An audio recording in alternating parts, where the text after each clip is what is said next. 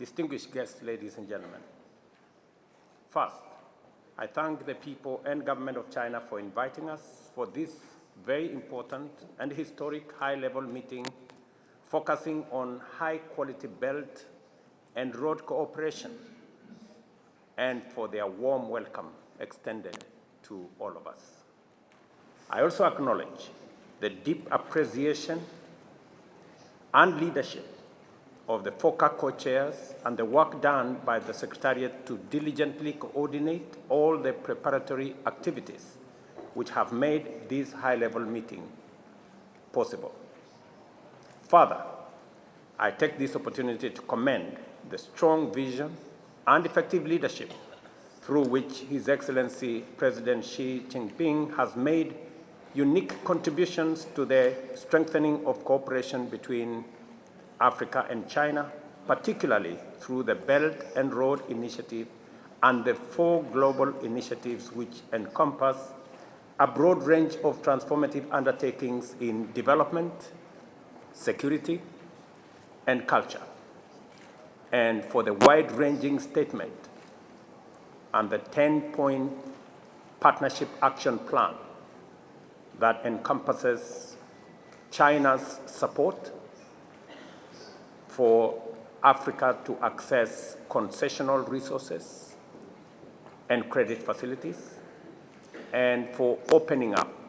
China's market to those of us in the African continent. It is a measure of true friendship that our agricultural produce can access Chinese markets.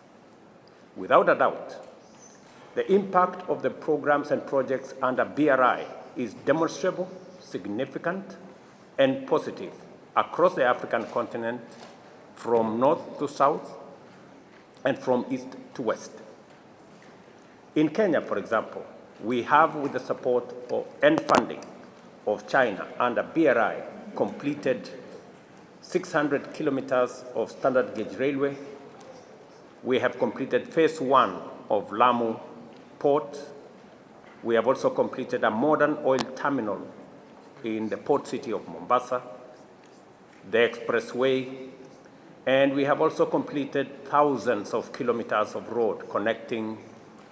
rural to urban Kenya, farms to markets,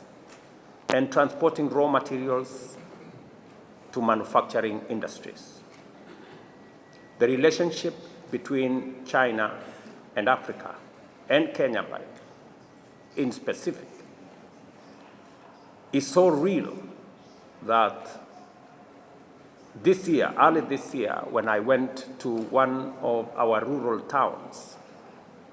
and the citizens were asking me for an airstrip, when I asked them where they wanted to travel to if the airstrip is built, they said they wanted to travel to China. And when I later found out, it was because the road in their neighborhood had been built with Chinese support, with a Chinese contractor. That is the depth of the relationship between China and our continent. As I underscore the enormous potential of BRI and acknowledge that the cooperation between Africa and China under the FOCA framework is doing the best it can and actually yielding results,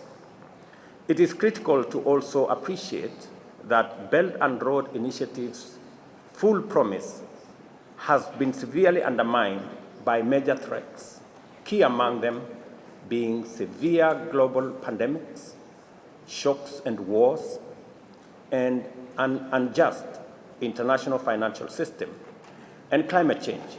which have subjected our economies to considerable stress and caused many developing economies, especially the least developed countries, majority of which are in Africa, to struggle under massive debt. In turn, this undesirable state of affairs has had the negative effect of making African countries unable to fully tap into the vast array of opportunities presented by the Belt and Road Initiative. It is for this reason that, in keeping with the best spirit of South-South solidarity, I respectfully call on each one of you, Your Excellencies, to lend your full support to China and Africa to work closely together on the following 4 critical areas. First, to urgently collaborate in championing a fair international financial system that enables Africa and other countries in the global South to benefit from available resources and opportunities. China, as a friend of Africa, should rally the rest of the shareholders to double their contributions to the multilateral development facilities like IDA 21, Africa Development Bank's replenishment program, as well as IMF's special drawing rights to enable more African countries access concessional funding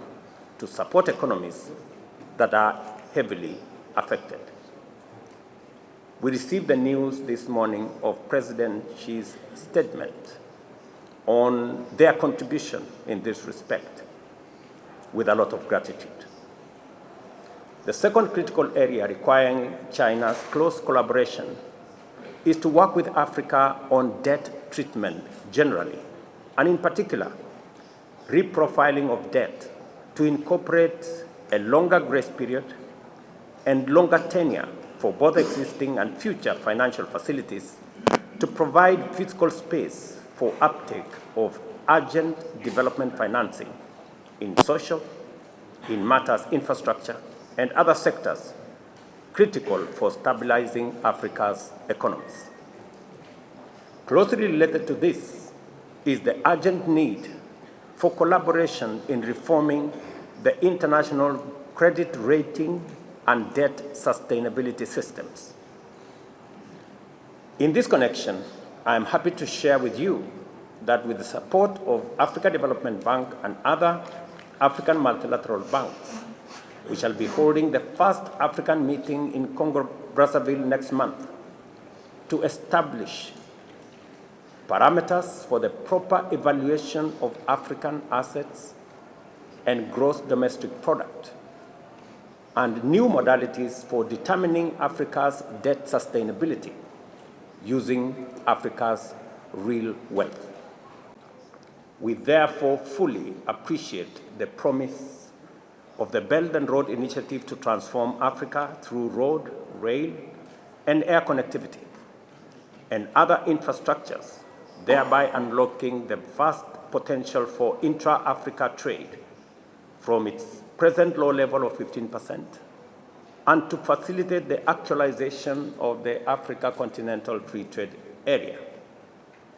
This will enable Africa to unleash its huge manufacturing potential by deploying our enormous renewable energy assets and significant mineral resources to power the continent's ambitious drive to sustainable growth and inclusive prosperity. In recognition of this undeniable promise, we are, for instance, engaging China on extending the standard gauge railway from Kenya through Uganda, Rwanda, Burundi, the DRC, into Congo-Brazzaville, thereby linking the Indian Ocean to the Atlantic Ocean. When it is finally implemented, this single project under BRI will deliver for our nations and peoples unprecedented transformation. This gives us an outline of the magnitude